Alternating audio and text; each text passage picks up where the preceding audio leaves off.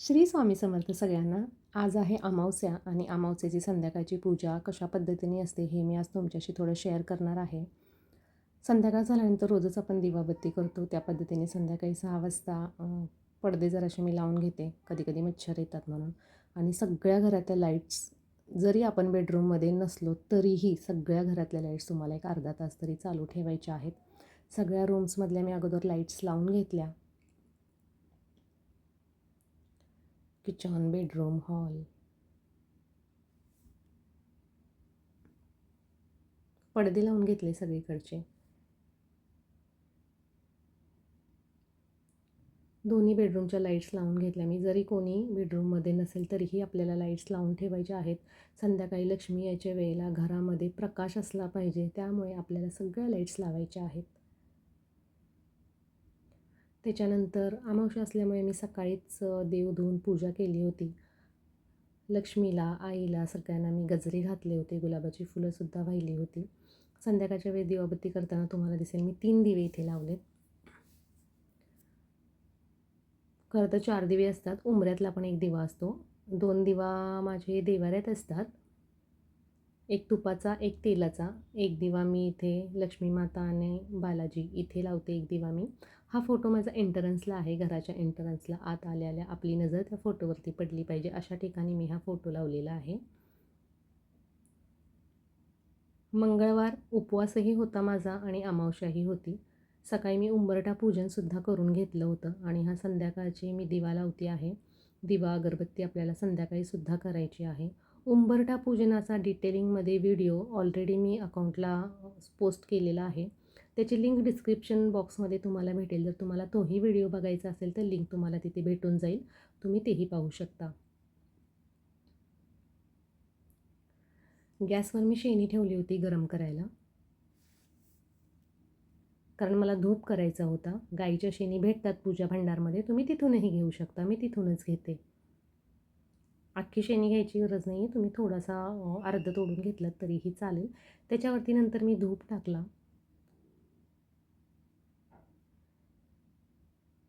संध्याकाळच्या वेळेस जेव्हा तुम्ही धूप घरात करता, वातावरण प्रसन्न होतं, पॉझिटिव्ह होतं, आपल्यालाही प्रसन्न वाटतं. देवाला मी धूप दाखवला.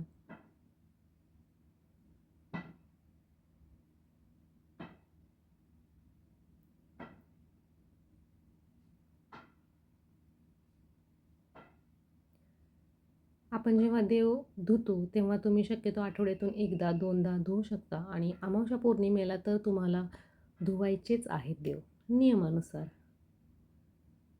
तुम्ही बघाल मी सकाळीच व्यवस्थित सगळी पूजा केली होती.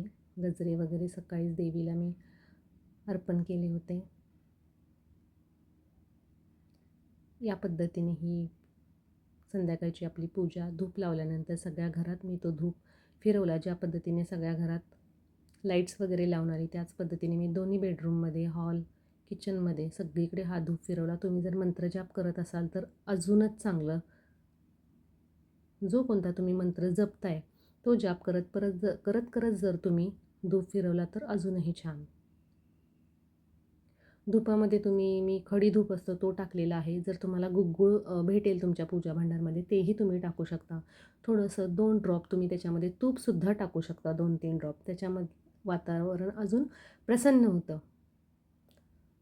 आणि जितकी पॉझिटिव्हिटी तुमच्या घरात जास्त असेल तितके प्रॉब्लेम्स कमी येतात. मुलांच्या बेडरूममध्ये, आमच्या बेडरूममध्ये मी सगळीकडे धूप हा फिरवून घेतलेला आहे. धूप देवाजवळ ठेवला, देवीला प्रार्थना केली, धन्यवाद केले देवीला. आणि आज अमावस्या असल्यामुळे नारळ फोडायचा असतो. तर हा नारळ आता फोडणार आहे. नारळ कशा पद्धतीने तुम्हाला फोडायचा आहे ते मी आज दाखवणार आहे. धूप वगैरे दाखवल्यानंतर तुम्हाला नारळ ज्या पद्धतीने आपण धूप संपूर्ण घरात फिरवला त्याच पद्धतीने नारळ तुम्हाला प्रत्येक कोपऱ्यामध्ये, प्रत्येक रूममध्ये, सगळीकडे तुम्हाला फिरवून घ्यायचा आहे.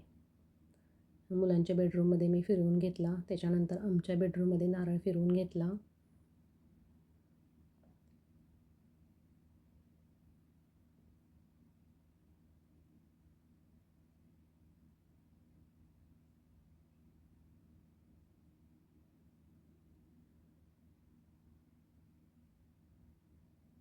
व्यवस्थितपणे कोपऱ्यातून तुम्हाला सगळीकडे नारळ फिरवून घ्यायचा आहे आणि नारळ सगळ्या घरात फिरवून झाल्यानंतर तुम्हाला बाहेर यायचं आहे. बाहेर आल्यानंतर तो नारळ तुम्हाला तिथे फोडायचा आहे.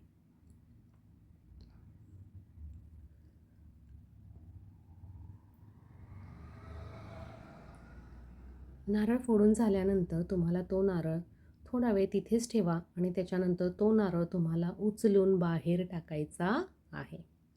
नारळ फोडून झाल्यानंतर मी पुस्तक वाचायला बसली. विष्णू सहस्त्रनाम हे मी डेली वाचते पूजा झाल्यानंतर आणि नंतर मी विष्णू सहस्त्रनाम वाचायला बसले. तुम्ही जर दुसरं कोणतं पुस्तक वाचत असाल तरीही चालेल, पण शक्यतो वाचत चला. कोणतंही जे तुम्हाला ज्या देवावर तुमची श्रद्धा आहे, आस्था आहे, त्या देवाचं तुम्ही नामस्मरण करू शकता, पुस्तक वाचू शकता. तर आजची ही पूजा, आजचा हा व्हिडिओ कसा वाटला नक्की सांगा आणि सबस्क्राईब करायला विसरू नका.